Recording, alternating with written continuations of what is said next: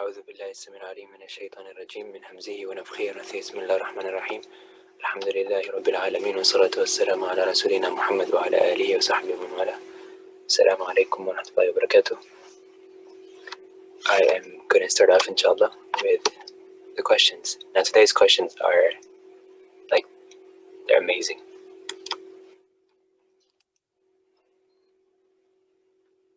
How are you? And why are you the way you are and how? So these are questions that you probably don't get asked typically, but great questions nonetheless. So go ahead.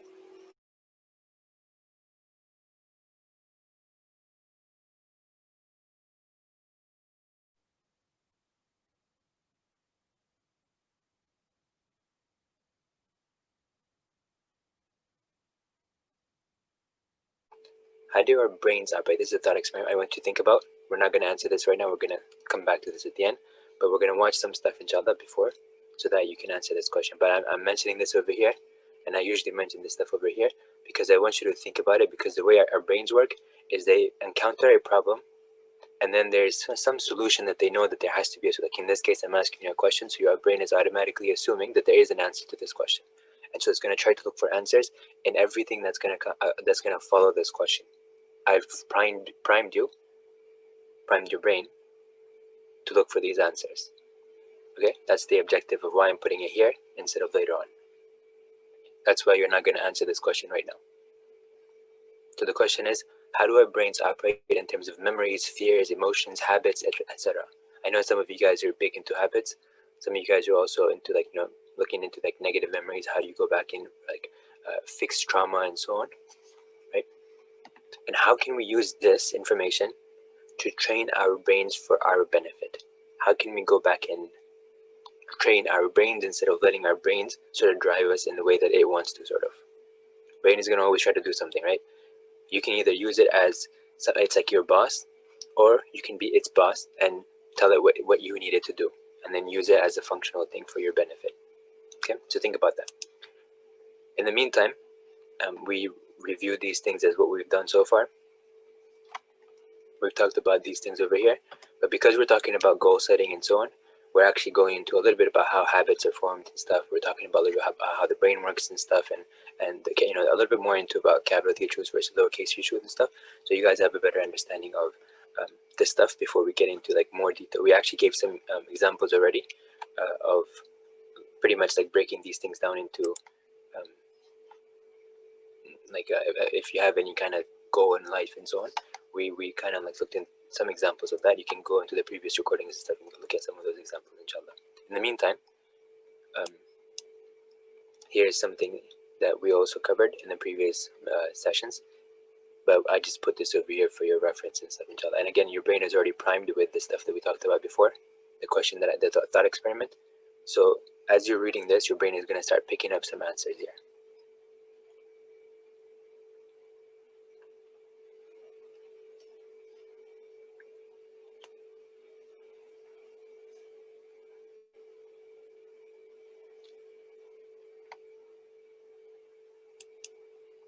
And then these are still some case studies that we can look into if you guys would like. And these are just examples. Obviously, you guys can come up with your own goals and stuff that you want to kind of have a plan for. And now we get to the brain games. All right, you guys can pick an episode or one of these four, and we'll go from there inshallah. So somebody pick one.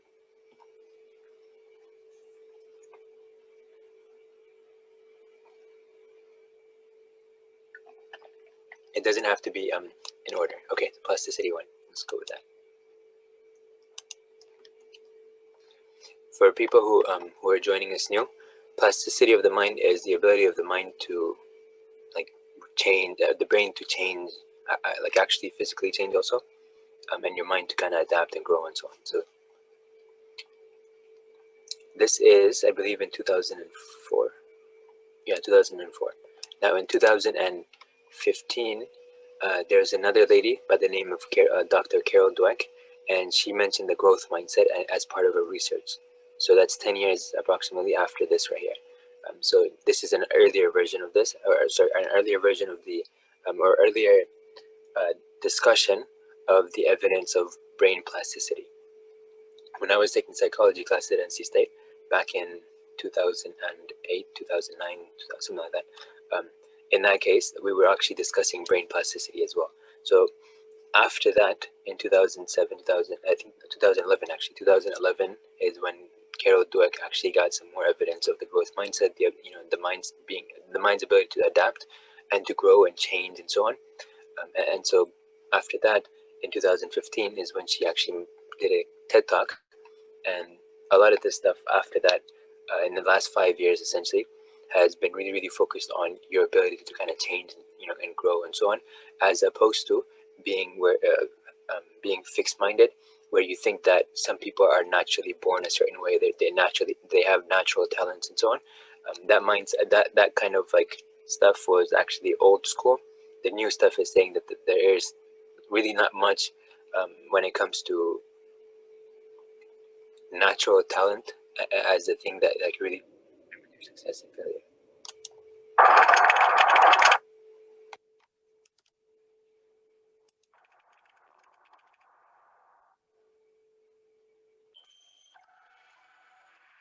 Machine, which we all have, residing in our skulls. It reminds me of an aphorism of a comment of Woody Allen that asked about what's the very best thing to have within your skull, and it's this machine. And it's constructed for change. It's all about change. It confers on us the ability to do things tomorrow that we can't do today, things today that we couldn't do yesterday. And of course, it's born stupid. Well, the last time you were in the presence of a baby, this happens to be my granddaughter, Mitra. Isn't she fabulous? But nonetheless, when she popped out, despite the fact that her brain had actually been progressing in its development for several months before on the basis of her experiences in the womb, nonetheless, she had very limited abilities, as does every infant, at the time of normal natural full-term birth. So if we were to assay her perceptual abilities, that would be crude.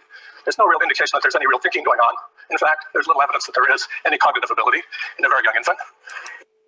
Now, this has been actually proven otherwise in the years after this presentation over here. There is starting to be more evidence that people are the child when they're born, and actually we watched one of those TED Talks in the past, where the brain is actually, for an infant, it's actually trying to absorb as much information as possible and making connections and so on in a very young infant. In fact, the studies that we looked at, or that were presented in one of the TED Talks, were involving, I believe they were 15-month-old and 18-month-old babies. And in that case, there was actually evidence of cognitive functioning happening and stuff. So this is old, but just kind of bear with it. Infants don't respond to much. There's not really much of an indication, in fact, that there's a person on board. Okay? And they can only in a very primitive way, in a very limited way, control their movements. It will be several months before this infant can do something as simple as reach out and grasp under voluntary control an object and retrieve it, usually to the mouth. And it will be some months before when we see a long, steady progression of the evolution from the first wiggles to rolling over and sitting up and crawling, standing, walking, before we get to that magical point in which we can motate in the world. And yet, when we look forward in the brain, we see really remarkable advance. By this age, actually recorded, can fastly retrieve the meanings of thousands, tens of thousands of objects, actions, and their relationships in the world. And those relationships can in fact be constructed in hundreds of thousands, potentially millions of ways. By this age, the brain controls very refined perceptual abilities. It actually has a growing repertoire of cognitive skills. This brain is very much a thinking machine. And by this age, there's absolutely no question that this brain, it has a person on board. And in fact, at this age, it's substantially controlling its own self-development. And by this age, we've seen a remarkable evolution in its capacity to control movement. Movement has advanced to the point where it can actually control movement simultaneously, complex sequence in complex ways, as would be required, for example, for playing a complicated game like soccer. He can bounce a soccer ball in his head. And where this boy comes from, Sao Paulo, Brazil, about 40% of boys of his age have this ability. You could go out into the community in Monterey, and you'd have difficulty finding a boy that has this ability. And if you did, he'd probably be from Sao Paulo. And that's all another way of saying that our individual skills and abilities are very much shaped by our environments. And that environment extends into our contemporary culture, the thing our brain is challenged with. Because what we've done in our personal evolutions is build up a large repertoire of specific skills and abilities that are specific to our own individual histories. And in fact, they result in a wonderful differentiation in humankind in a way that, in fact, no two of us are quite alike. Every one of us has a different set of acquired skills and abilities that all derive out of the plasticity, the adaptability of this really remarkable adaptive machine. In an adult brain, of course, we built up a large repertoire of master skills and abilities that we can perform more or less automatically from memory. And that define us as acting, moving, thinking creatures. Now we study this, as the nerdy laboratory university-based scientists that we are, by engaging the brains of animals like rats or monkeys, or of this particularly curious creature, one of the more bizarre forms of life on Earth, to engage them in learning new skills and abilities. And we try to track the changes that occur as a new skill or ability is acquired. And in fact, we do this in individuals of any age in these different species, that is to say from infancy up to adulthood and old age. And so we might engage a rat, for example, to acquire a new skill or ability that might involve the rat using its paw to master particular manual grasp behaviors, just like we might examine a child in their ability to acquire the sub-skills or the general overall skill of accomplishing something like mastering the ability to read. Or we might look at an older individual who has mastered a complex set of abilities that might relate to reading musical notation or performing the mechanical acts of performance that apply to musical performance. From these studies, we define two great epochs of the plastic history of the brain. The first great epoch is commonly called the critical period, and that's a period in which the brain is setting up in its initial form, its basic processing machinery. This is actually a period of dramatic change in which it doesn't take learning per se to drive the initial differentiation of the machinery of the brain. All it takes, for example, in the sound domain, is exposure to sound. And the brain actually is at the mercy of the sound environment in which it is reared. So, for example, I can rear an animal in an environment in which there's meaningless dumb sound, a repertoire of sound that I make up, that I make just by exposure, artificially important to the animal and its young brain. And what I see is that the animal's brain sets up its initial processing of that sound in a form that's idealized within the limits of its processing achievements to represent it in an organized and orderly way. The sound doesn't have to be valuable to the animal. I can raise the animal in something that could be hypothetically valuable, like the sounds that simulate the sounds of a native language of a child. And I see the brain actually develop a processor that's specialized with a complex array or repertoire of sounds. It actually exaggerates their separateness of representation in multidimensional neuronal representational terms. Or I can expose the animal to a completely meaningless and destructive sound. I can raise an animal under conditions that would be equivalent to raising a baby under a moderately loud ceiling fan in the presence of continuous noise. And when I do that, I actually specialize the brain to be a master processor for that meaningless sound, and I frustrate its ability to represent any meaningful sound as a consequence. Such things in the early history of babies occur in really big, real babies, and they account for example, the beautiful evolution of a language-specific processor in every normally developing baby. And so do they also account for development of defective processing in a substantial population of children who are more limited as a consequence in their language abilities at an older age. Now, in this early period of plasticity, the brain actually changes outside of a learning context. I don't have to be paying attention to what I hear. The input doesn't really have to be meaningful. I don't have to be in a behavioral context. And this is required so that the brain sets up its processing so that it can act differentially, so that it can act selectively, so that the creature that wears it, that carries it, can begin to operate on it in a selective way. In the next great epoch of life, which applies for most of life, the brain is actually refining its machinery as it masters a wide repertoire of skills and abilities. And in this epoch, which extends from late in the first year of life to death, it's actually doing this under behavioral control. And that's another way of saying that the brain has strategies that define the significance of the input to the brain. And it's focusing on skill after skill, or skill after ability after ability, under a specific attentional control. And it's a function of whether a goal in a behavior is achieved, or whether the brain or the individual is rewarded in the behavior. This is actually a very powerful, this lifelong capacity for brain change is powerfully expressed, and it's the basis of our real differentiation, one individual from another.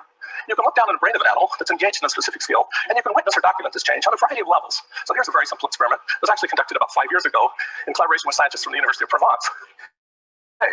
It's a very simple experiment where a monkey has been trained in a task and involves its manipulating a tool that's equivalent in its difficulty to a child learning to manipulate or handle a spoon. And the monkey actually mastered the task in about 700 practice tries.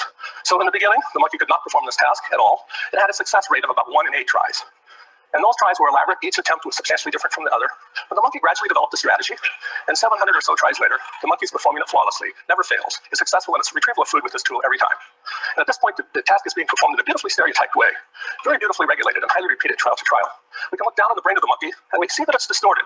We can track these changes and have tracked these changes in many such behaviors across time.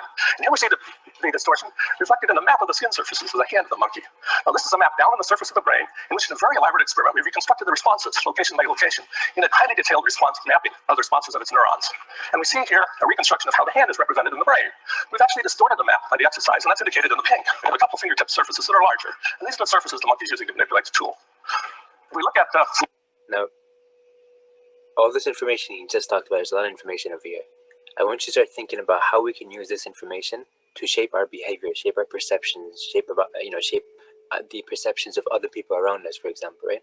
And also understand how things might have gotten to this point for many people in terms of their habits, their developed habits and their developed perceptions and so on, so that we can also understand how to kind of go back and figure out where those things were, which led them in a negative way, right, to wherever they're at, and then help them kind of break those cycles or break those habits and form new ones, essentially.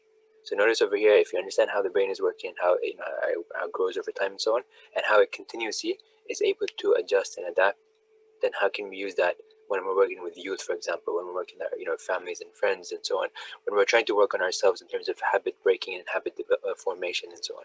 So just keep these things in, and look for these kind of questions, or the answers to these questions. Activity of responses in the cortex of the monkey, we see that the monkeys actually change the filter characteristics, which represents input from the skin of the fingertips that are engaged. In other words, there's still a single simple representation of the fingertips in its most organized cortical areas on the surface of the skin of the body. The monkey has, like you have. And yet now it's represented in substantially finer grain. The monkey's getting more detailed information from these surfaces. And that is an unknown, unsuspected, maybe by you, part of acquiring the skill or ability.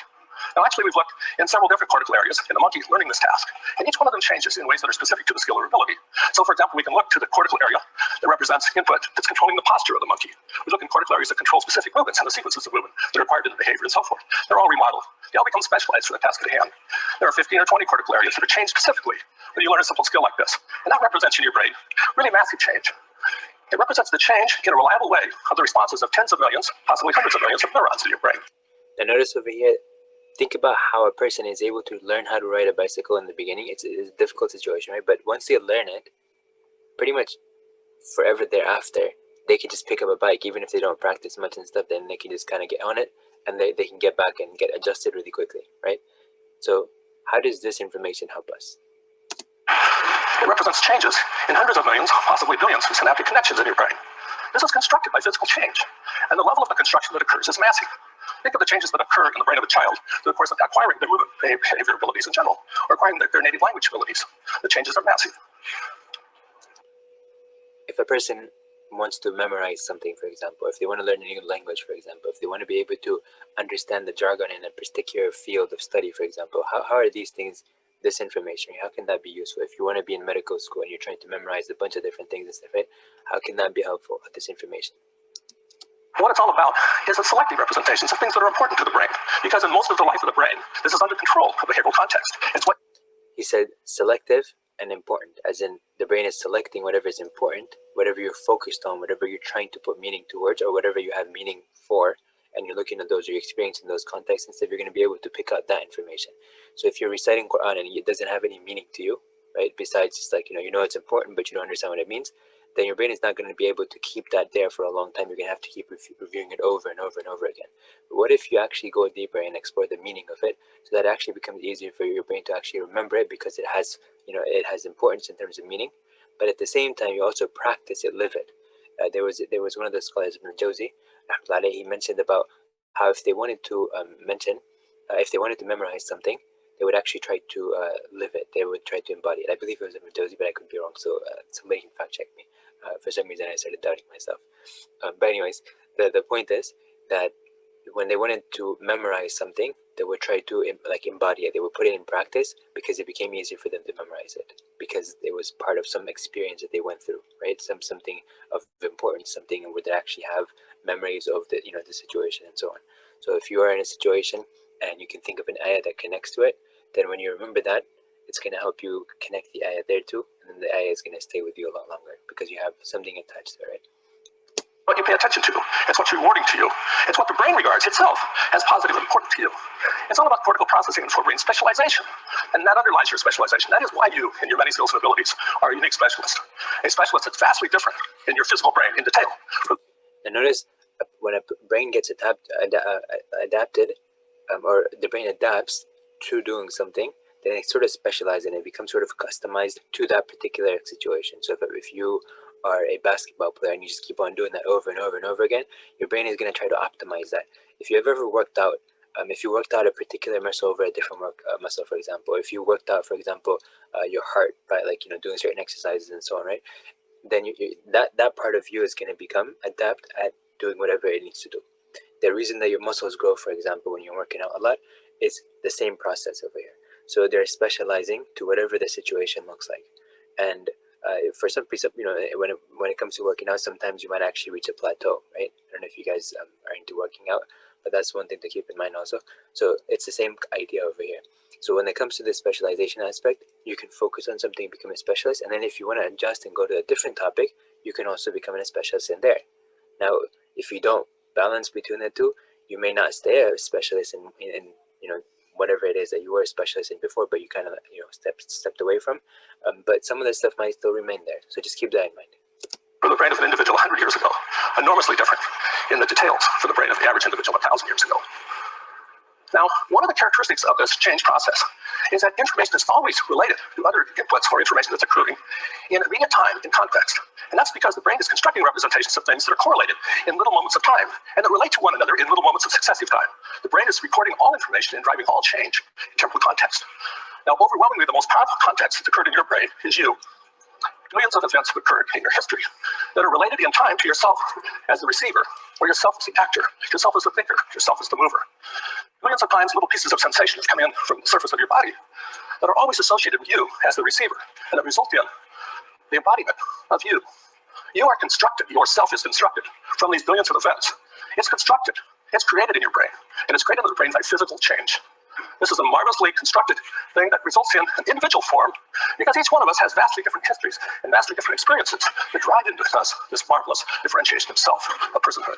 Now, we've used this research to try to understand not just how a normal person develops and elaborates their skills and abilities, but also try to understand the origins of impairment and the origins of differences or variations that might limit the capacities of a child or an adult. I'm going to talk about using these strategies to actually design brain plasticity-based approach to drive corrections in the machinery of a child that increases the competence of the child as a language receiver and user, and thereafter as a reader.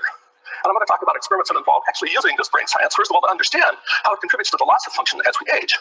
And then by using it in a targeted approach. So keep this also in mind in your context. Think about something that you want to work on, for example, or maybe you're working with other people and you want them to change in a certain way, right? How can you use these approaches that he's going to talk about in those contexts? So in other words, a general approach customized to a different context. We're going to try to differentiate the machinery to recover function in old age. So the first example I'm going to talk about relates to children with learning impairments. And we now have a large body of literature that demonstrates that the fundamental problem that occurs in the majority of children that have early language impairments and are going to struggle to learn to read is that their language processor is created in a defective form.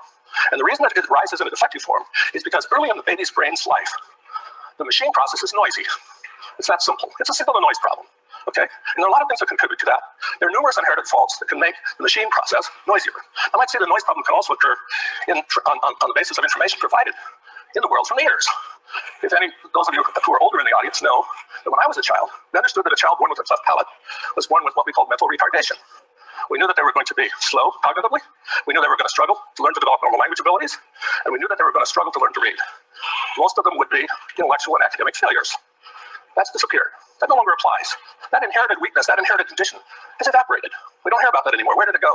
Well, it was understood by a Dutch surgeon about 35 years ago that if you simply fix the problem early enough, when the brain is still in this initial plastic period, so it can set up this machinery adequately in this initial setup time in a critical period, none of that happens. And what are you doing, like operating on the cleft palate to correct it? You're basically opening up the tubes that drain fluid from the middle ears, which have had them reliably full. Every sound the child hears uncorrected is muffled. It's degraded. The child's native language in such a case is not English. It's not Japanese. It's muffled English. It's degraded Japanese. It's crap. And the brain specializes for it. It creates a representation of language crap. And then the child is stuck with it. Now, the crap doesn't just happen in the ear. It can also happen in the brain. The brain itself can be noisy. It's commonly noisy. There are many inherited faults that can make it noisier. And the native language for a child with such a brain is degraded. It's not English. It's noisy English.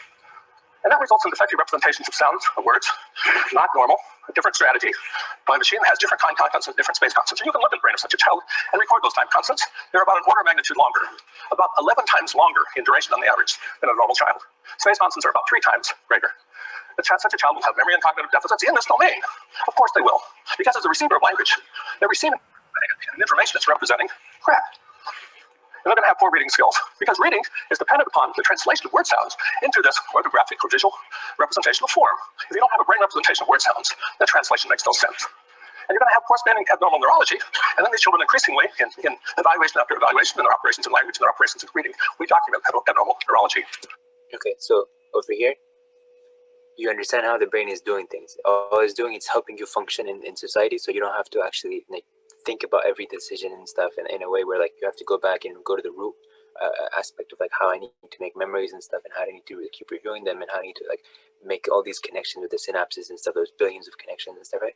I don't have to do that. The brain will automatically do that for me. So I can use my brain, understanding how it works, and kind of allocate some of these automated sort of just kind of tedious things to it. But then I can also determine how I want to shape it, right? If I understand how it works, I can use that to my advantage to then use it for purposes that I need in Java, right? So this is something that I'm trying to get across over here. How do you edit your stuff? How do you use your brain instead of letting it sort of just get used by the environment, and then you're sort of just driven by it, right? How do you become the controller instead of the one who's sort of the victim of his circumstances? The point is that you can train the brain out of this. And the way to think about it is you can actually refine the processing capacity of the machinery by changing it. Changing it in detail. It takes about 30 hours on the average. And we've accomplished that in about 430,000 kids today. And actually, probably about 15,000 children are being trained as we speak. And actually, when you look at the impacts are substantial. So here we're looking at the normal distribution. And what we're most interested in is these kids on the left side of the distribution. This is from about 3,000 children. And you can see that most of the children on the left side of the distribution are moving into the middle or the right. This is in a broad assessment of their language abilities. This is like an IQ test for language. The impact in the distribution, if you trained every child in the United States, would be to shift the whole distribution to the right in neural distribution. And this is a substantially large impact. Think of a classroom of children in language arts. Think of the children on the slow side of the class. We have the potential to move most of those children to the middle or to the right side. In addition to accurate language training, it also fixes memory and cognition, speech fluency, and speech production. And an important language-dependent skill is enabled by this training, that is to say, reading. And to a large extent, it fixes the brain. So you can look down in the brain of a child in a variety of tasks, as scientists have at Stanford, and MIT, and UCSF, and UCLA, and a number of other institutions, and children operating in various language behaviors or in various reading behaviors. And you see, for the most extent, for most children, their neuronal responses, complexly abnormal before you start, are normalized by the training. Now, you can also take the same approach to address problems in aging, where, again, the machinery is deteriorating. Now, from competent machinery, it's going south. Noise is increasing in the brain, and learning modulation and control is deteriorating. And you can actually look down on the brain of such an individual and witness a change in the time constants and space constants, with which, for example, the brain is representing language again. But just as the brain came out of chaos at the beginning, it's going back into chaos in the end. And this results in declines in memory, in cognition, and in posture mobility agility. And it turns out you can train the brain of such an individual, this is a small population of such individuals, trained equally intensively for about 30 hours. These are 80 to 90-year-olds. And what you see is substantial improvements of their immediate memory, of their ability to remember things after a delay, of their ability to control their attention, their language abilities, their visual spatial abilities. The overall neuropsychological index of trained individuals in this population is about 2 standard deviations. That means if you sit on the left side of the distribution, I'm looking at your neuropsychological abilities, the average person has moved to the middle or the right side of the distribution. It means most people that are at risk for senility, more or less immediately, are now in a protected position. Imagine that. If you can adjust, if you understand how the brain is working and why it's working that way and how the environment shapes that brain, imagine how much impact you can have by just adjusting that. My issues are to try to get to rescuing older citizens more completely in the larger numbers, because I think this can be done in this arena on a vast scale, and the same for kids. My main interest is in how to elaborate this in science to address other maladies, and I'm specifically interested in things like autism and cerebral palsy, these great childhood catastrophes, and in older age conditions like Parkinsonism and other acquired impairments like schizophrenia. Your issues, as it relates to the science, is how to maintain your own high-functioning learning machine. And of course, a well-ordered life in which learning is a continuous part of it is key. But also in your future is brain aerobics. You can get ready for it. It's going to be a part of every life, not too far in the future, just like physical exercise is a part of every well-organized life in the contemporary period. And the other way that you'll ultimately come to consider this literature and the sciences is important to you is in the consideration of how to nurture yourself. Now that you know, now that science is telling us that you are in charge, that it's under your control, that your happiness, your well-being, your abilities, your capacities are capable of continuous modification, continuous improvement, and you're the responsible agent and party. Of course, a lot of people will ignore this advice. It'll be a long time before they really understand it. That's another issue and not my fault. Okay, thank you.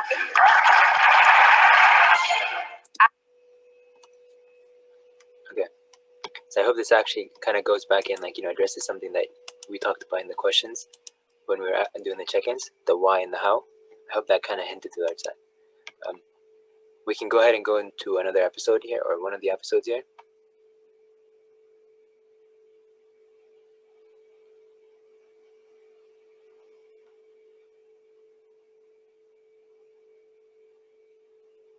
Anybody want to pick?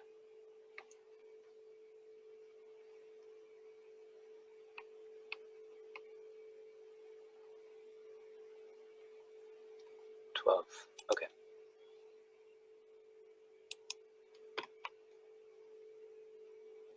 Do you believe somebody could be trained?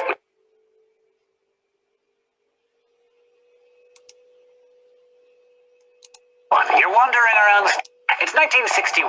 You're wandering around Stanford University looking for a sandwich or something when you happen to walk by a particular room in a particular lab and see something unnerving. Namely, you find a woman punching an inflatable clown named Bobo in the neck. over and over in its neck. This was the lab of legendary psychologist Albert Bandura, and in 1961 he was studying one of the most important phenomena in psychology. See, while that woman was throttling that big inflatable clown, there was a child watching her, and after about 10 minutes of observing this clown beating display, the kid was taken to a room full of fun toys, which were soon taken away, and then the frustrated kid was left alone with Bobo, and Bandura watched what happened. And yeah, what happened was kind of scary. Kids who watched the woman beating the clown were much more likely to mimic her aggression, kicking, punching, throwing, even attempting to maul Bobo with a hammer. But other children who saw an adult playing nicely with a doll or just ignoring it didn't respond the same way in their frustration. Bandura's results may seem predictable now, but in those days they challenged the dominant behaviorist views that we talked about last week. The view is that learning is solely about conditioning and association, rewards and punishments. Bandura's research focused on how learning can occur through observing and imitating someone else's behavior. And if that seems obvious to you, you have Bandura to thank for that. His research hastened the evolution of 20th century experimental psychology from pure behaviorism into what we now know as social cognitive learning. While it was closely related to behaviorism, the social cognitive models added profoundly new dimensions to what Skinner and Watson and Pavlov had observed in our feathered and furry friends. In other words, it showed us that just as there's more than one way to beat up a clown, there's more than one way to learn.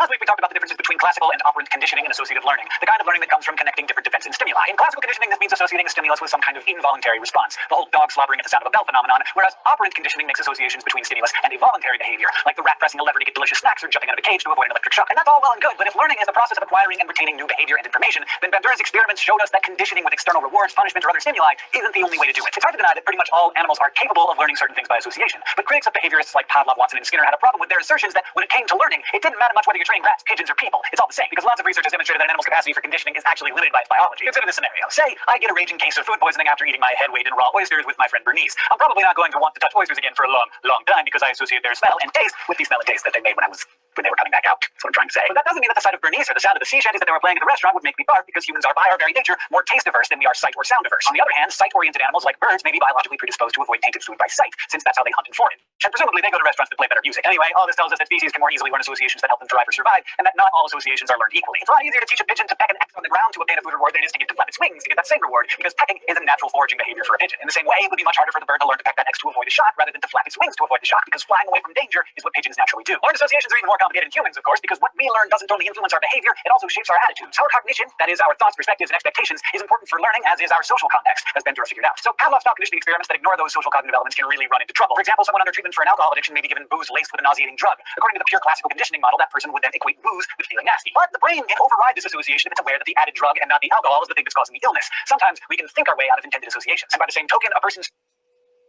Remember editing your memories? social context, like their friends, family traditions, or life stressors, can reinforce something like alcohol consumption more than the nauseating pill could ever punish it. Plus, we also do a lot of latent learning, like without even knowing it. Have you ever been walking around a new city, someone stops you to ask for directions, and you surprise yourself by actually being able to tell that tourist how to get to the park? That's because we're constantly developing cognitive maps or mental representations of our surroundings without explicitly telling ourselves to do it. We've all seen the experiments with rats and mazes. Well, those show us that even rats develop these cognitive maps, figuring out how to get around even if there's no reward at the end. And days later, when they finally do get food at the end of the maze, they quickly demonstrate all that earlier latent learning by scuttling through the maze as fast or faster than rats that had been rewarded all along. So learning isn't just about associating a response with a consequence. There's thinking happening too. And this kind of thinking is also a big part of observational learning, which is basically learning by watching other people or being influenced by them in other ways. Because Now, remember the example of the rat that he talked about? Even if there was no reward, they still got the same impact. So sometimes you kind of try to give rewards and stuff like that to kind of encourage certain kind of behaviors, but it's more about the process. And so if we understand how that works and stuff, then the person is actually going to be able to function well, be it under our supervision and our guidance and so on, inshallah.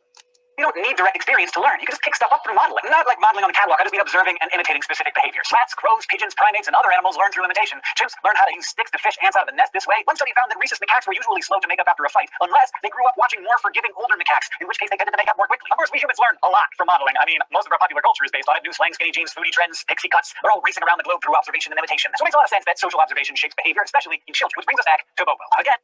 Now, going back over here, how do our environments, the society that we live in, how does that impact us?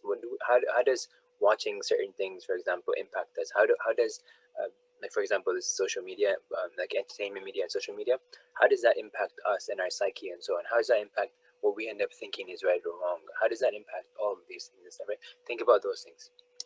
And how can we adjust that for our benefit? And the fact that we learn by imitating even when we don't mean to seems pretty intuitive. But until Bandura's famous experiment, it hadn't been studied in a scientific way. I mean, these kids started abusing Bobo not just with little toddler punches, but with hostile language, and even using things like toy guns that they previously had no interest in. And all because they saw aggressive modeling in action. And since Bandura's time, technology has allowed us to peer even deeper into this dynamic. Neuroimaging in humans, for instance, has shown that when an individual watches someone else, especially someone whom they relate to, receive an award or score a goal or something, their own brain's reward systems light up vicariously. Italian researchers found this out pretty much by accident in the early 1990s. They were studying So the idea of role models, very important to whoever you take information from, because you respect them in one way or another, how does that actually impact you subconsciously, but also consciously? Something their own brain's reward systems light up vicariously. Italian researchers found this out pretty much by accident in the early 1990s. They were studying signals from key regions in a lab monkey's brain that were associated with planning and doing. Their brain monitoring device buzzed softly when the monkey did something like pick up a piece of fruit and eat it. But one hot day, a researcher came back from lunch licking an ice cream cone and suddenly heard the animal's brain monitor buzz. The monkey was watching him, and his brain worked as if he the licking. Many scientists suspect that this is the work of a previously unknown type of brain cell called mirror neurons, which fire when the subject both performs an action and when they observe someone else doing it. Mirror neuron research is still relatively new, and we're still figuring them out, but combined with Bandura's earlier work, it's revealing a strong connection between observation, imitation, and learning. So the takeaway here is models are important, and not just Giselle and Antonio Sabato Jr. You can, if you want, observe and imitate them. I'm just saying that observational social learning starts really early, and parental figures are powerful role models. Positive, supportive, and loving models usually prompt similar behavior in others, just as negative, aggressive modeling can spark antisocial effects. And as we'll talk about later, what we see and feel and learn as children is not easily displaced when we're adults. Literary giant George Bernard Shaw wrote, "Imitation is not just the sincerest form of flattery, it's the sincerest form of learning." And British statesman Lord Chester. I noticed over here you mentioned about how our parents, our environment, our role models and stuff can have an impact towards positive or negative stuff. So we need to be cognizant about that when we are role models for other people, but also how other people may have impacted us, that we can actually go back and edit those memories and then kind of adjust our feelings and stuff as a consequence, inshallah. Literary giant George Bernard Shaw wrote, "Imitation is not just the sincerest form of flattery, it's the sincerest form of learning." And British statesman Lord Chesterfield once said, "We are, in truth, more than half what we are by imitation." Even if these ideas were only half true, they'd still be a powerful lesson on who you choose to spend your time with and how you choose to act. If you learned anything by watching me today, This goes back to your friends. The process that I'm mentioning about picking your friends and having the right company and so on. This is important in that sense. hopefully it involved the limitations of classical and operant conditioning, the basics of cognitive, observational, and social learning, a look at mirror neurons, and how to beat up a bobo doll. Thanks for watching, especially to all of our Subbable subscribers who make this whole channel possible. If you'd like to sponsor an episode of Crash Course, get a special detail, or even be animated into an upcoming episode, just go to Subbable.com. This episode was written by Kathleen Yale, edited by Blake DiBastino, and our consultant is Dr. Ron G. Boswell. Our director and editor is Nicholas Jenkins, and the script supervisor is Michael Ronda, who is also our sound designer, and the graphics team is Thought Cafe. Okay. Next one.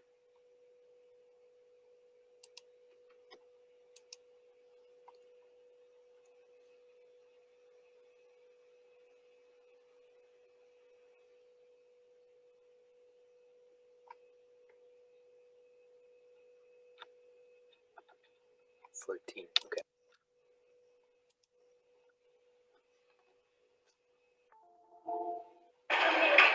This entrepreneur brand logo was done by a top freelancer on Fiverr. They simply wow. It was midnight when Bernice got off work. She was exhausted after a long and terrible day and just wanted to get home to a hot bath. She was driving down the street, flipping through radio stations when she pulled up to a stop sign and saw something weird. A shadowy figure ran up to an idling fruit truck, pushed the delivery man down, grabbed a crate of bananas, and ran off around the corner. Bernice was pretty shaken up, but she made sure the driver was okay, and then she called the police, describing the thief as a pale, lanky man wearing a dark jacket and a baseball cap. She gave the cops her information, and then she went home. A couple of days later, the police asked her to come down to the station to identify a potential thief, a guy who more or less matched her description and was found eating a banana early that morning near the scene of the crime. Although the guy professed innocence, Bernice decided it was him, and they locked him up. But at the trial, the defense called a memory expert to the stand, and soon after that, the suspect walked. Today's lesson may not make you an expert worthy of the witness stand, but by the time we're done, you'll understand a lot more about how we retrieve memories we think we've stored and why the accused banana thief was set free.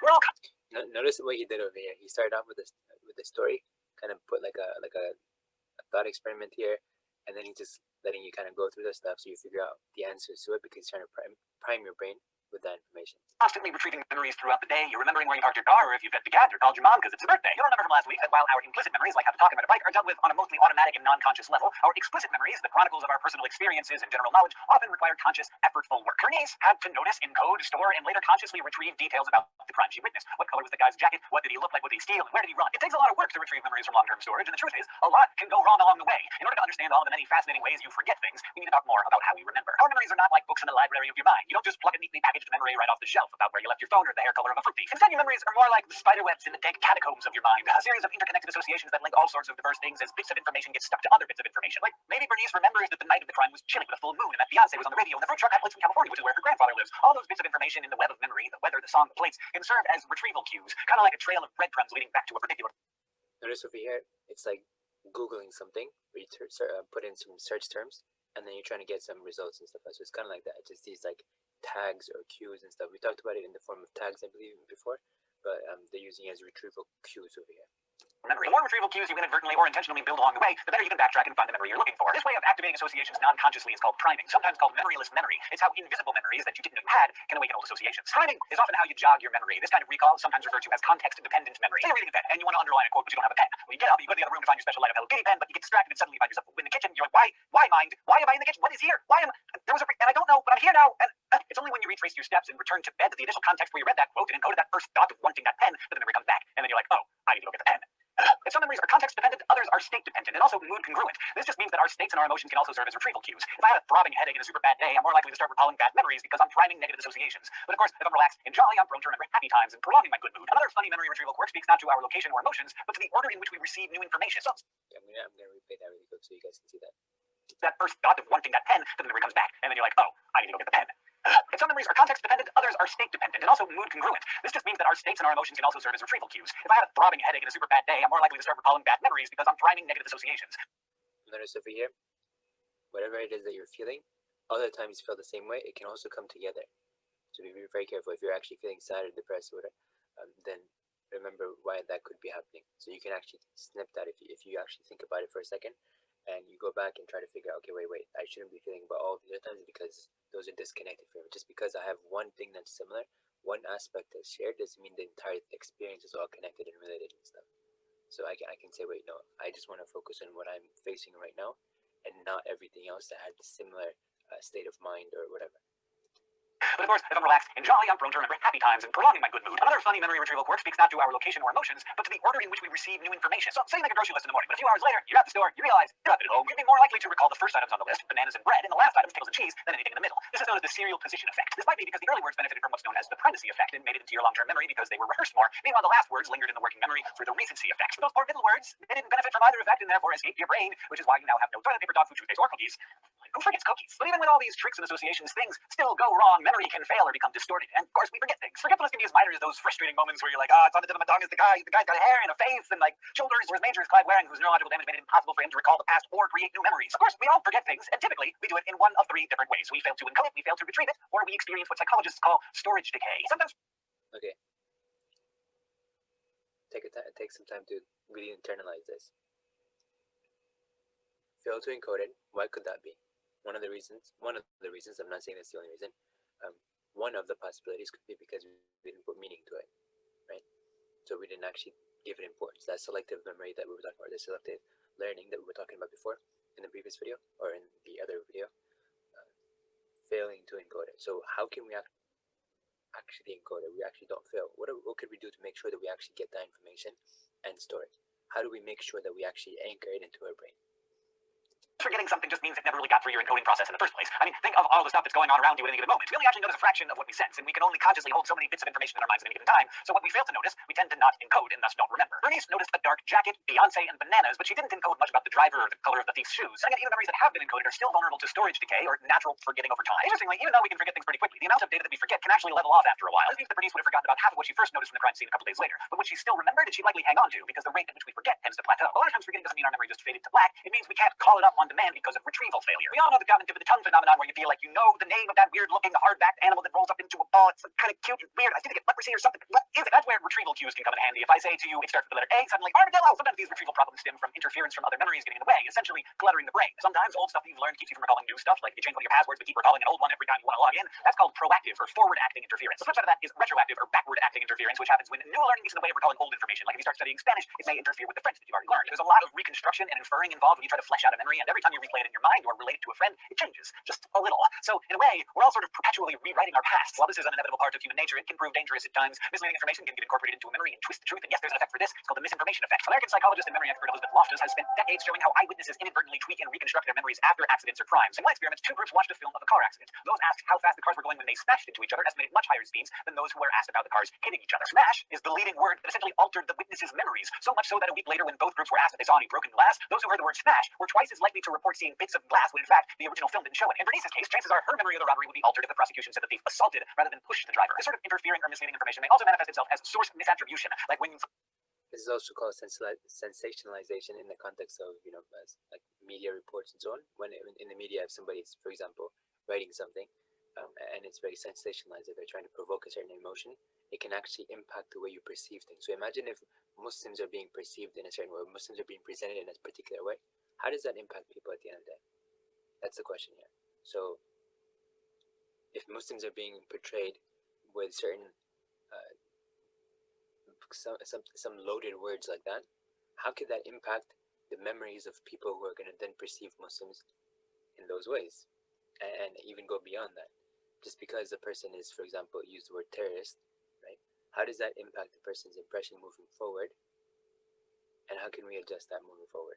And why is it important to be very, very careful in terms of the wording that we use when we interact with our kids, with our, with our peers, with our friends, with our families, with our, neighbors, with our community members? Why is that important? Forget or misrecall the source of a memory. In the case of Bernice, when she saw the suspect in the courtroom, she thought she recognized him from the night of the crime, when in reality, he just served her coffee earlier that day. But her memory of the event had probably already been tweaked several times before she even made it into the courtroom. Like, she relived the tale multiple times in her own mind when she told other people about it, and every time she introduced errors, filling in memory gaps with reasonable guesses. Not only that, but we know Bernice was already tired and stressed when she witnessed the event, and we know our emotions can influence whether we remember or whether we forget. Because memory is both a reconstruction and a reproduction of past events, we can't ever really be sure if a memory is real just because it feels real. Elizabeth Loftus knows this. She's frequently called in to testify against the accuracy of eyewitnesses. In fact, of all the U.S. prisoners who have been exonerated based on DNA evidence presented by the Innocence Project, a nonprofit legal group, were convicted by mistaken eyewitnesses. That is a lot of innocent people. Bernice meant well, of course. She's an honest lady, but all those factors, the emotion, the retelling, the suggestion, the darkness, the quick glimpse, the passing of time, maybe even a legal group, 75% of them were convicted by mistaken eyewitnesses. That is a lot of innocent people. Bernice meant well, of course. She's an honest lady, but all those factors, the emotion, the retelling, the suggestions of outside sources, combined with the darkness, the quick glimpse, the passing of time, maybe even the Beyonce, ended up leading to a mistake in the thief's identification. Turns out the human memory is actually a very fragile thing. We're all largely the product of the stories that we tell ourselves. If you haven't forgotten already today, you learned about how our memories are stored in webs of association aided by retrieval cues and priming and influenced by context and mood. You also learned how we forget information, how our memories are susceptible to interference and misinformation, and why eyewitnesses are often not as reliable as you might think. Thank you for watching, especially to all of our Summable subscribers who make this whole channel possible. To learn how you can keep these lessons coming while earning awesome perks, just go to Summable.com. This episode was written by Kathleen Yell, edited by Blake DeFestino, and our consultant. Alright, and the last one. Look, if you're gonna learn something, learn it. Was playing the piano. Clive Waring was playing the piano alone in his room. When his wife came into the room, he immediately leapt up and embraced her with joyful enthusiasm. A minute later, she slipped out to grab a glass of water, and when she returned, he gave her that same bright greeting as if she'd been gone for days. And then he did it again and again. Clive was an accomplished London musician until in 1985, at the age of 47, he contracted a rare herpes encephalitis virus that ravaged his central nervous system. Since then, he's been unable to remember almost any of his past or to make new memories. His wife is the only person he recognizes, but he can never recall the last time he saw her. This may be the most profound case of extreme and chronic amnesia ever recorded. Our memory helps make us who we are, whether recognizing loved ones, recalling past joys, or just remembering how to walk and talk and fry an egg. Memory is the chain that connects our past to our present. If it breaks, we're left untethered, incapable of leaving the present moment, and unable to embrace the future. But memory isn't an all or nothing thing, of course. Waring can't remember any details about his personal past, but he still remembers how to speak English, get dressed, and play the piano. Some memories you process automatically, and they are stored differently than your more personal or factual memories, like your first kiss, or how to recite pi to 12 places, or who won the Peloponnesian War. Speaking of ancient Greeks, and to help demonstrate what I'm talking about, I want you to have a look at our Spartan friend here and remember his name, because we're going to be testing your memory in just a minute.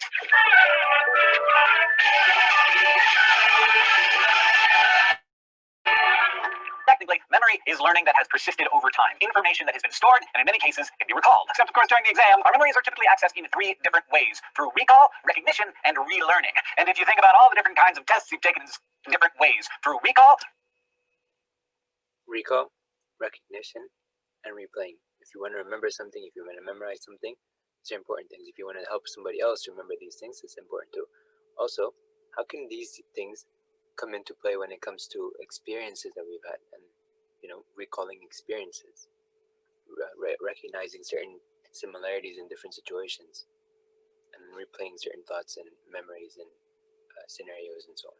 Recognition, and relearning. And if you think about all the different kinds of tests you've taken in school, they're all actually designed to size up how you access stored information in these ways. Like recall is how you reach back into your mind and bring up information just as you do in fill-in-the-blank tests. So if I say blank is the capital of Greece, your brain hopefully would just recall the answer as Athens. Recognition, meanwhile, is more like multiple choice test. You only need to identify old information when presented with it, as in which of the following was not an ancient city in Greece: Athens, Marathon, Pompeii, or Sparta. And relearning is sort of like refreshing or reinforcing old information. So when you study for a final exam, you relearn things you half forgot more easily than you did when you were first learning them, like, say, a basic timeline of the Greek Empire. But how? How does all of that data that we're exposed to all the time, every day, become memory? Well, in the late 1960s, American psychologists Richard Atkinson and Richard Schifrin figured out enough about the process of memory formation to break it down into 3 stages. First, it's encoded into the brain, then stored for future use, then eventually retrieved. Sounds simple, but by now you've figured out that just because you take a lot of stuff about your mind for granted doesn't mean that it is not complicated. By Atkinson and Schifrin's model, we first record things we want to remember as an immediate but fleeting sensory memory. Think back to the image I showed you a minute ago. You remember his name? If you do, it's because you successfully managed to shuffle it into your short-term memory, where you probably encoded it through rehearsal. This is how you briefly remember something like a password or phone number. Like, hey Tommy, what's Jenny's number? Okay, 867-5309. 867-5309.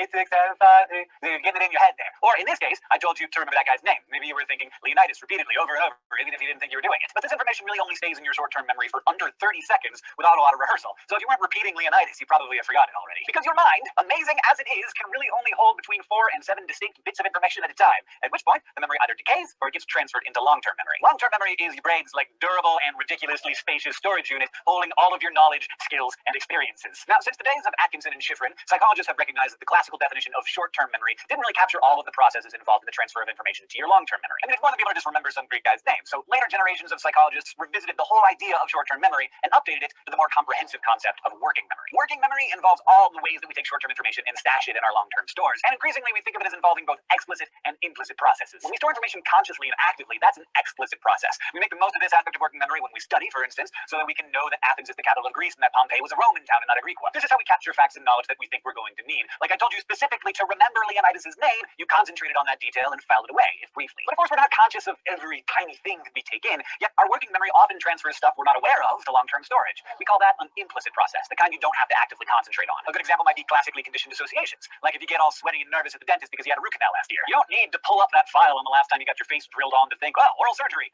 not my favorite. Instead, implicit processes cover all that stuff automatically. This kind of automatic processing is hard to shut off. Unless you got something unusual going on in your brain, you might not have much choice but to learn this way, like how you learned how to not put your hand into a fire. Now notice how this could be something that you can kind of think of when it comes to stage fright, when a person is about to present in front of some people, for example, or when you're encountering a particular situation, people have panic attacks. Why is that happening? We actually looked at panic attacks before in one of the earlier episodes, so something to keep in mind as well. Learning would have happened pretty much automatically as soon as you first yank your hand away from an open flame. Whether those things are lodged in there explicitly or implicitly or both, there are also different kinds of long-term memory. For instance, procedural memory refers to how we remember to do things like riding a bike or reading. It's effortful to learn it first, but eventually you can do it without thinking about it. Long-term memory can also be episodic, tied to specific episodes of your life. Like remember that time that Bernice fell out of her chair in chemistry and everybody started laughing uncontrollably?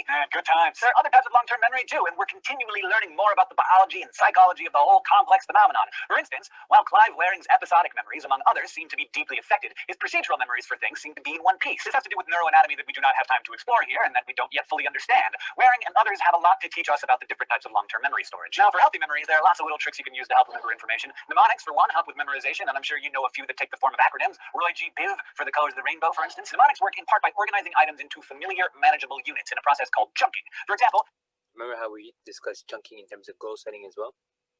It may be hard to recall a 7-digit number, but it'll be easier to commit to memory in the rhythm of a phone number, 867-5309, or you can just write a song about it. Strategies like mnemonics and chunking can help you with explicit processes, but how well you retain your data can depend on how deep you dig through the different levels of processing. Shallow processing, for instance, lets you encode information on really basic auditory or visual levels based on the sound, structure, or appearance of a word. So if you're trying to commit the name Leonidas to your explicit memory using shallow processing, you might encode the word by recalling the cool font you saw it in. But to really retain that information, you want to activate your deep processing, which encodes semantically based on actual meaning associated with the word. In this case, you might remember the story of that mega semantically. Okay, deep processing over here with the meaning. Remember we talked about memorization of Quran, for example, or other pieces of information. If you want to really remember that, how do you do that? Understanding the meaning of things can help you understand and keep it in mind for a long time. Based on actual meaning associated with the word. In this case, you might remember the story of that mega tough yet very scantily clad warrior of ancient Greece. Or you might remember that Leon means lion in Greek, and that lions are tough fighters, and that Leonidas was a tough Spartan warrior king. And then to really make it stick, you want to connect it to something meaningful or related to your own personal emotional experience. And this is how memory, people will talk about memories, right? They talk about like how if you want to memorize something and stuff and keep it with you for a long time, then this is something that they do. So if you want to memorize Quran, if you want to memorize the hadith, for example, if you want to memorize particular sayings and so on, understand this right here, that you need to have a meaning, but you also, if you can make it personal and you can really focus on it and make sure that it's something that that you really want to pay attention to because of the way that your brain is going to do specialized functioning, kind of focusing or specifically focusing on that specific thing that's relevant to you and that has meaning to you, personal importance to you, and so on. So if you can use the set of this information to help yourself in those situations, imagine how much easier life could become in terms of memorization and so on, right? A lot of times we don't actually think about these things and we try to do things in different ways with trial and error, and eventually we might give up because some things that we thought in terms of how life is supposed to work, in terms of how memories are supposed to work and brains work and so on, what we thought may not have actually been reality.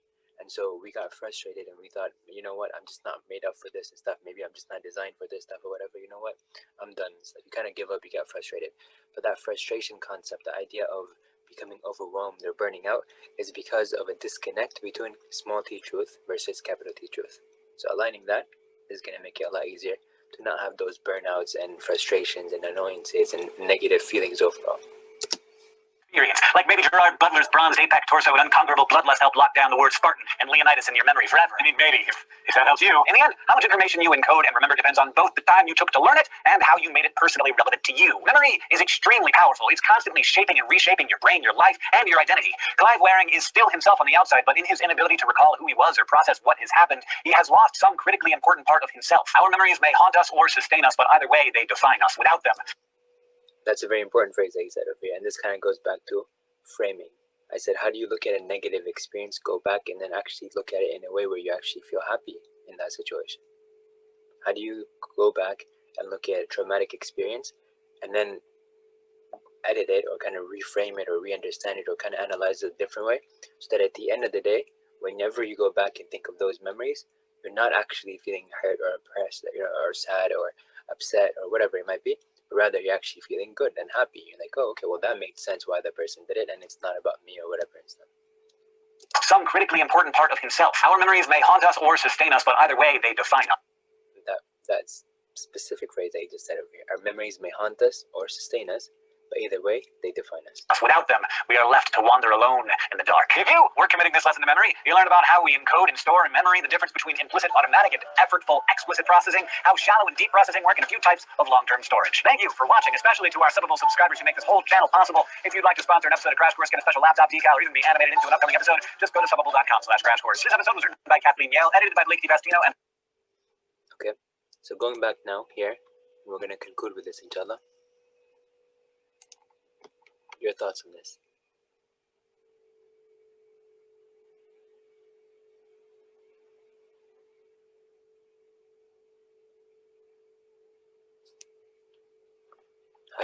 How do our brains operate in terms of memories, fears, emotions, habits, and so on?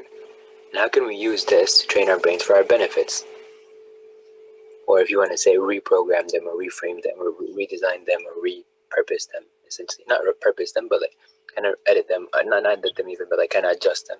Let's say that. Previously with habits, I think I mentioned in a previous session that you're more likely to maintain a habit if it has more to do with a long-term development that you like care about on a deeper level. And then I noticed that recurrence of the theme in regards to like memorizing just now. You were saying how with memorization of and like knowing the meaning will probably help you with that deep processing and sustaining that memory for longer, because you have something to associate with that memorization. Like there's something more deep to associate with it. Yeah. So I think my takeaway with that is that if you really want to sustain a habit or like a skill, then you have to find deeper meaning or deeper value in it. But that also involves you telling yourself or teaching yourself to think about something differently. Like for example, people don't like taking medicine, but if you know that it's better for you to take it, and you know that in the long run you will feel better, then maybe you'll be more likely to remember to take it every day. Like if you have to take the medicine every day. Yeah. Yeah. Mm-hmm. If you have also, like, you were talking about memory. So if you have meaning to something, if you know what it means and its importance to you, right? But you also, let's say, apply it in a particular context. So for example, this ayah, you know the meaning of it, let's say, right? But then you also find an example in your life, or maybe you apply it in a certain context, right? Then that can actually magnify the power of retention, essentially, if you wanna say it that way. Yeah, and then also, I was gonna say something else, but go ahead. Other thoughts?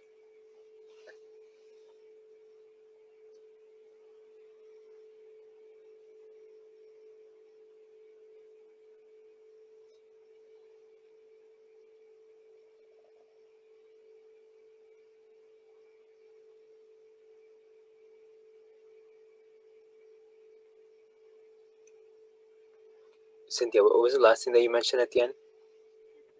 I think I was giving the example about, someone who doesn't like to take medicine in general and generally forgets to take it, like if they have to take a daily medicine, for example.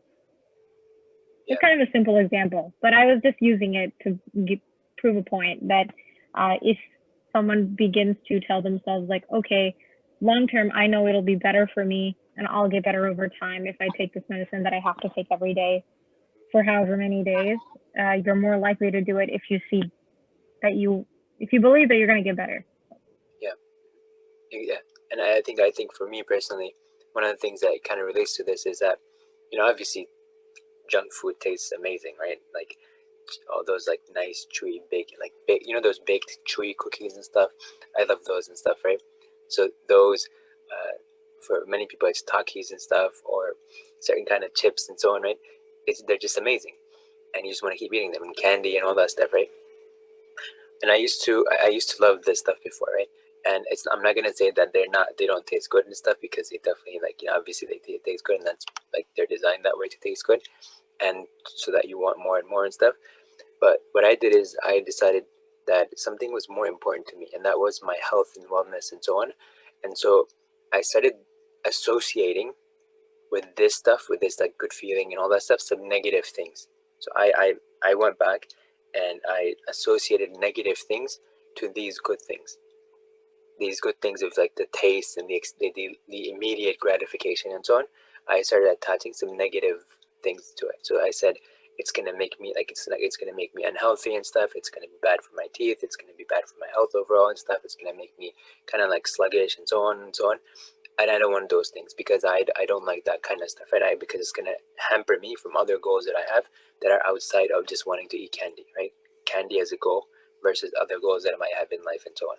So I started associating those negative things and treating this as an obstacle. So every time I would see candy or this stuff or whatever, I do remind myself like, oh, okay, well, remember those negative things associated with it, and it's gonna have that impact.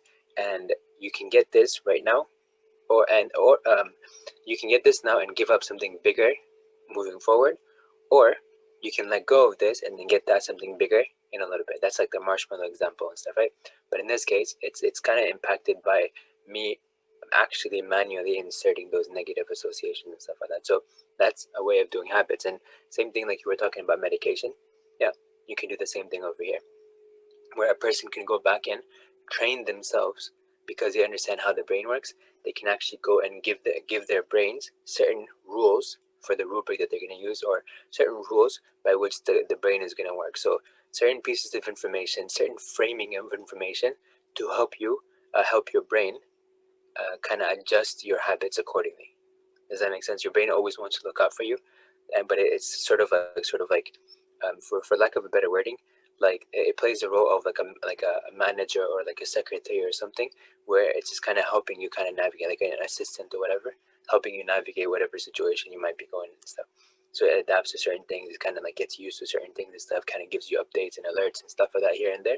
It's kind of like that. It's like a virtual assistant, for example, but you're the one who's actually doing this. If you can use that virtual assistant to help you in this way, imagine how powerful that could be. Because our brains, the way they work, how complicated and sophisticated they are, they're a lot more powerful than any virtual assistant, any AI that we have right now. So imagine that. How can you use that information about the brain that we learned so far? And this is again kind of re-emphasizing the question over here, for more emphasis. How do you use that information to adjust your memories in a good way? And I don't mean edit them by way of like changing them in terms of the facts that took place, but in terms of how you perceive them. In the beginning, you might have gone through a certain experience and it was a negative experience, but then how can you go back and try to resolve some conflict that made you feel negative? Remember we said that you feel bad because something didn't go according to the way that you thought it's gonna go. So it went in a different way. And so that offset made it feel like that your day didn't go the way it was supposed to, and so you feel bad about it. The thing that you thought is gonna happen didn't happen, and so you felt bad about it and stuff, right?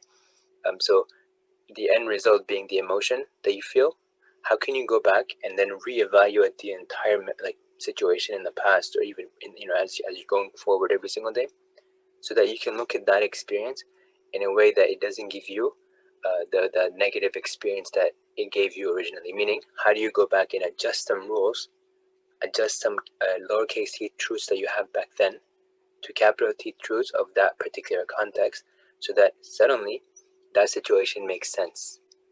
And then suddenly you're like, oh, well, okay, well, that's that. The case is closed. I'm no longer gonna have this in my baggage, in the proverbial baggage. I'm gonna take it out. I close the case. I finish the chapter. I'm gonna set this aside, and now my baggage is lighter. And the more you do that, at the end of the day, you will have nothing left in that proverbial baggage, and you're gonna just continue walking forward without taking that luggage everywhere that you go. In fact, you're gonna be as light as a bird, or as wind, or whatever you wanna phrase it as. How would that make sense?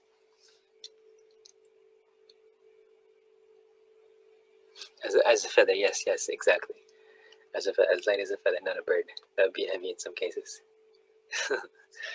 Yeah. Okay, I have a follow-up question. So I think at the last second of the last video, you were mentioning something about how you, with even traumatic experiences, you can undo. You basically said what you just said. Something about not remembering it in the same way, but I don't understand how that's possible, because if an experience is objectively negative, in terms of and I mean capital T truth bad, displeasing to Allah bad, then how are you supposed to remember it as not bad, or not let it affect you, I guess? Is that what you're saying? Because there's multiple different lowercase t truths or capital T truths present in that particular situation. It's not just one. There are different aspects of the experience, and you had different lowercase t truths for each of those aspects, right? It could be an aspect of control, how much control that you thought you should have in that situation. What are the consequences that should have happened and stuff, from your perspective, right? How should a person have reacted? Why a person might have reacted a certain way? All those things are your lowercase t truths, but there's also capital T truths aligned in those situations as well, or present in those situations as well. Now your job is to evaluate every lowercase t truth relative to the capital T truth for that particular context, and then see where each of those situations, or each of those lowercase t truths, not aligning with capital T truths, their corresponding capital T truths, had a negative impact on you, right? And look at all the different disconnections there that might have accumulated in a larger negative feeling. Does that make sense? So for example, let's give an example of a parent who is a narcissist with their child. And I was reading an article today about this, about how there are certain parents that can be like this, and how they can become very toxic to their kids, and why Islamically it can be okay to detach from them, so you can detox, and Allah subhanahu wa ta'ala does not burden you. And actually there's scholars that discuss this as well, how you to be able to sustain positive relationships, right? You got to make sure that you're able to sustain them, but in the sense that you got to do certain things that are going to help you be able to sustain them, and you're not going to get overwhelmed or burnt out. Now if you thought that unconditionally you have to just do everything your parents say, that's not true Islamically, because the Prophet also said there is no disobedience. There's no obedience in disobedience, and Allah subhanahu wa ta'ala in Surah Luqman alayhi salam also tells his son that you don't do shirk and so on, even if your parents tell you that. And there are certain other things that you can get into detail, more details and stuff. But also, if you're not able to actually physically continue in a toxic relationship, and without boundaries and so on, then in that case in the long run, you're not going to be able to continue doing that. Right? So you're going to become toxic. Everything else is going to impact in your life and stuff. And Allah subhanahu wa ta'ala does not burden a person beyond their capacity. And Allah subhanahu wa ta'ala says, فَاتَّقُوا اللَّهَ مَا اسْتَطَعْتُمْ, that have taqwa with Allah subhanahu wa ta'ala to the extent of your ability. You don't go beyond that and stuff, because you're not going to be able to sustain it. And the Prophet also mentioned religion is easy, and there's like a long hadith on this as well. So all in all, keeping this in mind, it's going to help understand. It's going to help us kind of understand how there are lowercase t truths that we end up having that don't align with capital T truths, the way Allah subhanahu wa ta'ala designed everything, and our misunderstandings of those things. Because I know there are people who are going to tell you to unconditionally be a certain way with your parents or with other people who are being toxic to you and stuff, but these people don't know the general framework of Islam and the discussions of the scholars and stuff like that. And I don't mean to say that that like anybody should use this like just kind of like a loosely and stuff and not treat their parents nice and stuff. That's not what I'm trying to say. What I am trying to say, in situations where there is actually toxic interaction and somebody consults with other people and so on, and then it's it's apparent that there is toxicity, there is mental health related stuff and stuff, right? Then in this case that this person has this space, right? So again, that's not the rule, that's the exception to a rule, but it is present as an exception to allow for a particular situation and stuff to be maintained by a person and stuff in a certain way, like, or for a person to be able to navigate a particular situation in a certain way. So with that in mind, if we have this perception that this person, like let's say, treated me bad, right, and they should have known better, well, there's that problem over there.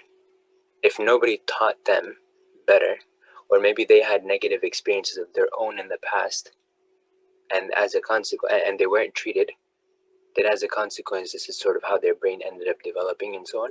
So then they acted that way. Objectively, from an outside perspective, that action is negative. But from the person's perspective, or from the intention that person had when they were doing this thing, what was going on in their head, that's how Allah subhanahu wa ta'ala is actually going to judge them. Right? So we can definitely try to help them and fix that situation and help them become better and be treated and stuff, right? But from their perspective, did they intend to harm me because they wanted to hurt me because they're bad people? Or did they feel in a different way, right, or from a different perspective, or did they feel that they are inferior to me, or they felt like nobody's looking out for them or whatever? There was something like not right in their head, in the sense that whether their perceptions were wrong, or maybe they learned the wrong information and they thought that was the right information and so on. There was a mismatch in terms of their lowercase c truths with capital T truths that they haven't yet figured out how to adjust and match with capital T truths. So if that's the situation, and that's why they ended up interacting with me like that, okay, well, I can understand where they're coming from and why they did this. I don't need to agree with the action that they did, because that's wrong, right? But I can understand why they did it. So as long as I understand that, then I'm not gonna necessarily feel bad about the situation or the way they treated me, in the sense that I'm not gonna feel like they're out to get me and stuff, and like they have power over me and stuff. I can actually just say, oh well, this person didn't know any better. They were the victims of their own circumstances, in the sense that they're going through their own depression and anxiety and so on and stuff, and they need some help, right? So in that case, I am not actually pulled down by the action that they did, but they're rather they're the ones that are, like in this context, they feel lower than me for whatever reason, and I don't need to feel like they actually put me down unless I actually walk down the stairs and actually go lower than where they're at, or stay or go where they're at, right? In other words, if a person feels insecure relative to me, in this context, let's say that they feel I have something better than themselves, right? I have my life going better than they had their life going, and then they treat me in a certain way, then they're trying to put me down from where they think of me that I am at currently as higher than them. They're thinking that I am higher than them, and so they're saying whatever they're saying because they feel like it's not right, and so they want me to get lower, or at least they want to try to get themselves higher, maybe equal to where I'm at and stuff. So if they're already perceiving me in a better place than they are, then I don't need to use that. I don't need to see that as a negative thing. I can see that as a compliment in a way, right? And for lack of better wording, as in I can say that they perceive me at a higher place and they perceive themselves as lower, so I don't need to respond in a way that an insecure person will respond because they feel that they're lower. If I just understand that the person is already feeling that they're lower than me, then I don't need to act like they're treating me like I'm lower than them. Or like I don't need to take that in and internalize it that I am actually lower than them. Does that make sense? So if I'm already higher in their eyes, that's actually a good thing, right? Because then actually that's a good thing in the sense that that's not a bad thing in the sense where like if the way they're perceiving me. Does that make sense? Like what I'm trying to say? I think I understand what you're trying to say for specific examples, but not for others. And I think it's applicable in the sense, for example, an example where I think it would apply is like when someone's just like saying bad things to you all the time or trying to put you down and you are constantly treated a certain way by a person. I mean, yeah, I understand. That's like kind of what bullying is. It's when a person is, feels insecure in themselves, so they kind of lash out that insecurity on someone that they feel inferior to in any way that they know how. And that can be verbally, or that can be like physical intimidation if they're like larger than the person, for example. So I see it in that example, but I don't think, and I don't see how this would apply for all situations necessarily. Give me an example where it doesn't apply. Well, I'll type it. I don't want to say it. Okay. Yeah, give it like a very general, generic thing, like come up with a random name of a person and stuff, and present it like as a possible scenario, and that may or may not have happened. So just keep it general like that. And again, whatever you're about to say or not say, whatever, like all of these things can be hypothetical as well. You can give a hypothetical example if this were to happen or so on and stuff like that, because there are many things that do happen, in reality, but from our perspective, because we haven't actually witnessed them, they are hypothetical from that perspective, right? So you can also mention it like that. So whatever it is, I don't know what you're trying to say, but you can say hypothetically whether it's something that you know or it's something that you haven't actually experienced and stuff, right? But either case, hypothetical would work fine.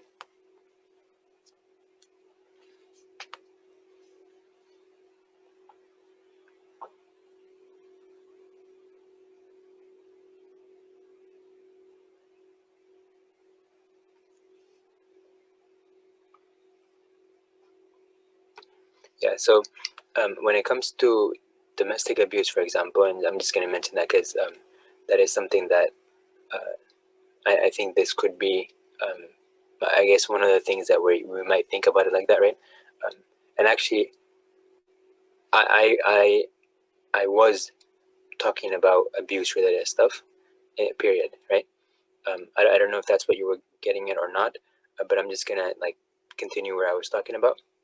I was talking about domestic abuse related stuff, because anything that's abuse, I can perceive it a certain way.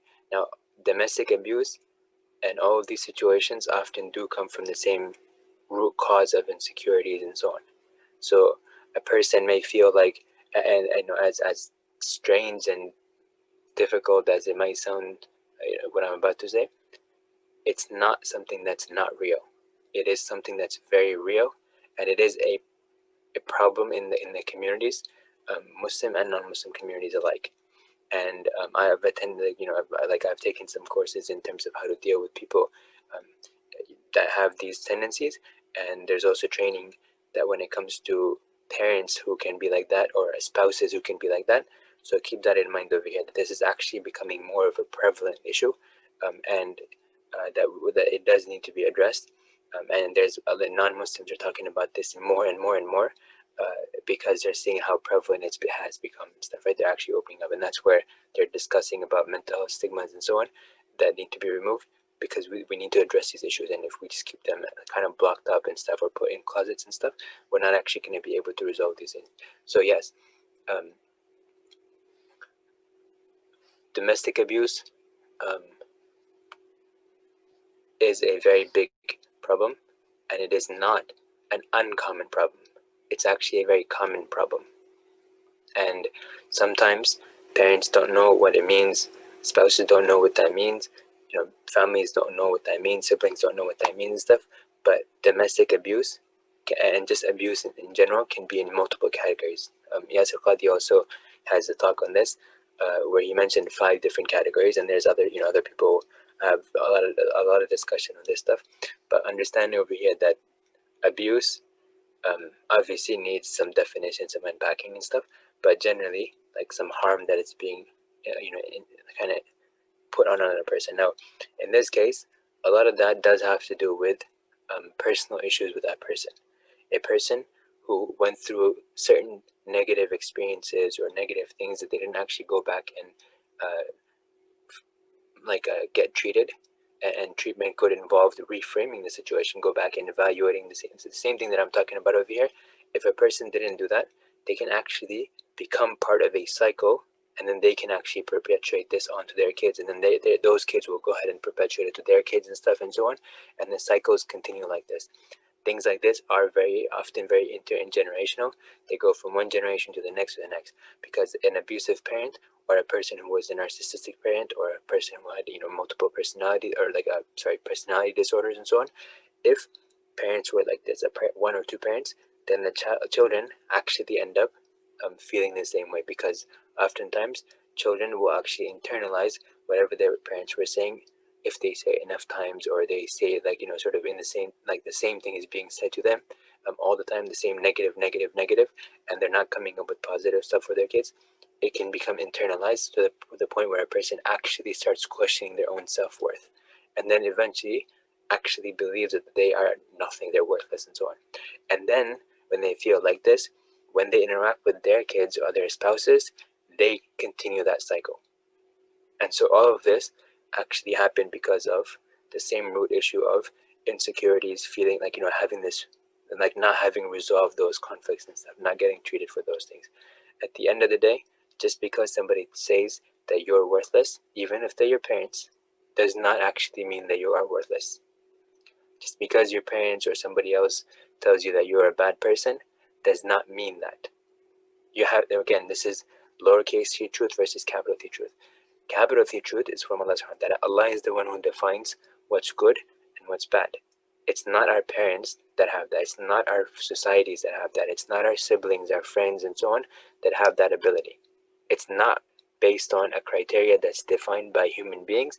It's a criteria that's defined by Allah subhanahu wa ta'ala. In fact, even our parents then, or our family members, or our friends and companions and whatever, all of them are judged by standards that are disconnected from them, in the sense that they are not the authors of those standards. Allah subhanahu wa ta'ala is the one, right? And they are not the ones. These criteria are independent, in the sense that they are not decided upon by the people. Allah subhanahu wa ta'ala, as an independent third party, if you want to say it like that, is the one actually putting down these rules. So that's what I'm trying to say over here, that if we don't break those cycles by saying, wait a minute, yeah, these are people close to me, it does not mean that they're right. Just because they're your parent, just because they're your imam, just because of that. And by no means at all am I trying to put down their value or put their respect and stuff that we give them. But I am saying that just because they have a certain position that Allah subhanahu wa ta'ala is the one who gave them, does not mean that they also get the authority and power to decide the criteria of what's right and wrong. They are driven by the same criteria. They are judged by the same criteria as we are. Allah subhanahu wa ta'ala is the one who decides that. They are not the ones who decided that. And they don't have the authority in terms of deciding on Allah's behalf something and stuff. Allah subhanahu wa ta'ala is the one whose rules and system everyone falls under. And that's where things go wrong. Our cultures have done this in the wrong way to an extent. They overemphasize some things at the expense of other things. Children have rights just like parents have rights. And there is this understanding in Islam that if a person violates these rights of another person, then their rights get taken away too. So it's like the more harm that's done, the fewer rights that can happen, right? You can work that way. So just understanding this is important. So to answer your question, yeah, it may seem like it doesn't apply to every situation, but it does actually apply to all of those situations, because the cycles will continue otherwise, and the cycles do continue statistically speaking. I'm not the one making up these statistics. I do have some references in some studies that were done, and I can cite them if anybody is interested in getting those, inshallah, because they actually show, one thing that they show is like the effect of divorce that permeate downwards, right, and how that can become intergenerational itself. Number two also is the cycles of negative behaviors and so on, and how that can become intergenerational as well. So there's studies on both of them, not just one, right?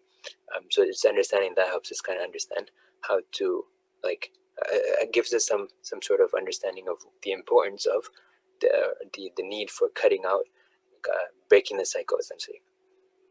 So in this case, going back and editing those memories and saying, okay, well, that person didn't know how to do things the right way, and maybe that person still doesn't know how to do the right way, but Allah is not going to hold me accountable for what they did to me. Allah will hold them accountable for whatever they did and why they did it. And Allah subhanahu wa ta'ala, right? If they took away my rights intentionally, yeah, Allah subhanahu wa ta'ala is going to account for them for it. If they knew a better situation, like a route, but they didn't take it, of course they're going to get impacted by it, right? Because they're the ones who chose certain things. So that's not on me. But I can say, okay, well, in that case, the person was feeling like they felt lower than me, that can actually help me sort of get myself out of that cycle.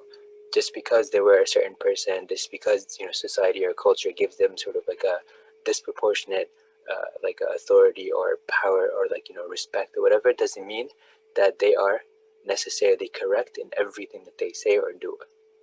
If they say that they're upset at me, it may not actually be something that I did wrong, and so Allah will not account me for what they are misunderstanding or the way they're mistreating me and stuff.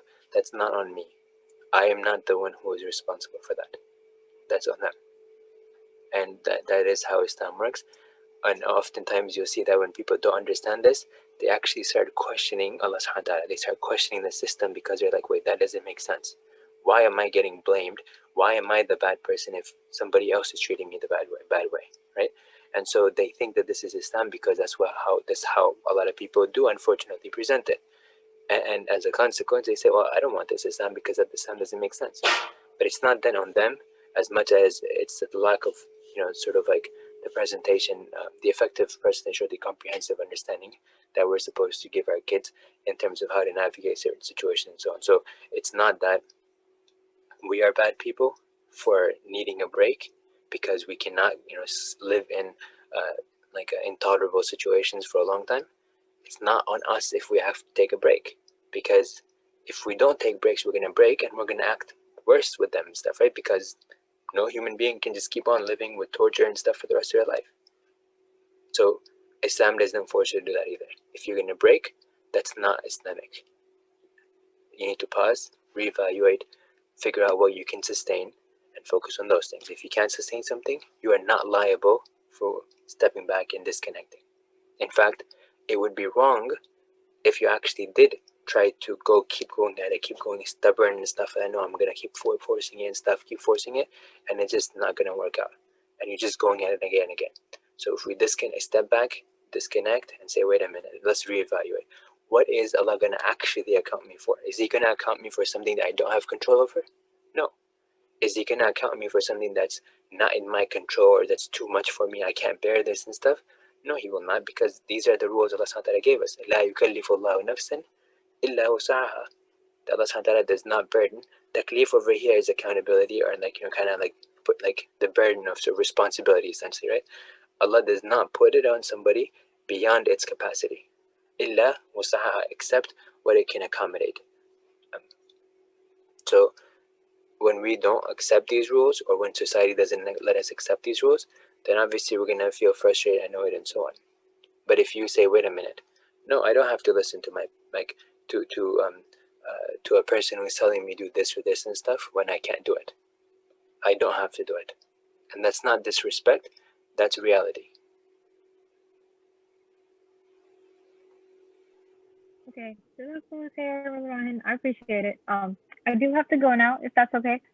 Yeah, of course it's okay. Yeah, I just wanted to make sure that I address what you were asking. Okay. All right, Jazakallah khair. بارك الله فيك. جزاك الله خير brother man. الله يجزيك خير. Okay, we're gonna go ahead and close each other. سبحانك اللهم وبحمدك أشهد أن لا إله إلا أنت أستغفرك وأتوب إليك.